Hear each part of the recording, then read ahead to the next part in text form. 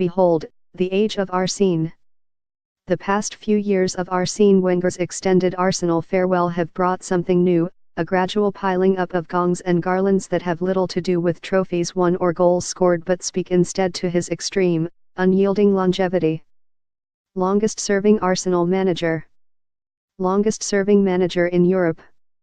As Wenger ticks these marks off like some stately old slugger gamely rounding the bases, tipping his cap to the bleachers, there is a feeling of end times about this.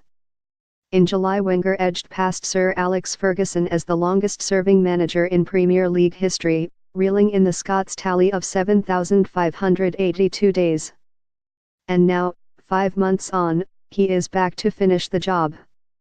When Arsenal travel to West Bromwich Albion on New Year's Eve, Wenger will take charge of his 811th league game as the Arsenal manager, overhauling Ferguson again to take top spot on games managed and stand alone at the head of the field in the modern era. If some pockets of the Premier League were initially rather hostile towards this gangling outsider in the double-breasted suit jacket, with his yoga stretches, distrust of beer and chocolate bars, then 21 years down the line it must once again doff its cap in supplication.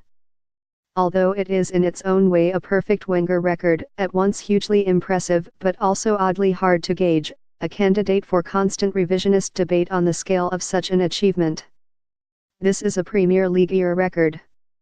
It makes some sense to measure the last quarter of a century as a self-contained matrix given the top league's violent, all-consuming transformation in that time. But if we accept football did not actually begin in 1992, then Ferguson still has another 6 years on Wenger and 500 more games managed in British football. Look a little further afield and the records of Giroud, who managed Auxerre for 44 years, not to mention Fred Everest, who was the secretary-manager at West Bromwich Albion for 46 seasons, are out of sight, albeit Wenger is yet to specifically rule out managing Arsenal until he is 93. As ever, though, the noise around Arsenal will be dominated by that endlessly revised debate over the true achievements of 2 decades of Wengerism, an argument that goes beyond matches won and into aspects of a club and a footballing culture that have been redefined under that unblinking gaze. Is it too much to hope Wenger will usher in a new age of reason in English football as a whole and not merely at Highbury? David Lacey wrote in these pages with remarkable prescience when Wenger was first unveiled. Never mind the cobwebs flushed out, the shiny new practices, not to mention the sheer will required to keep on pushing the machine along across 2 decades. It turns out Lacey was right. This has been one of the great transformative English football careers. There are still a few laps to run.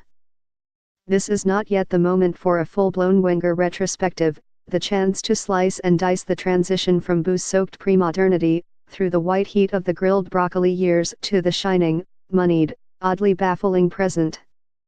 The real issue as Wenger enters his own extended Fergie time is how he sets about managing his departure, the process of laying down for a post-Wenger universe.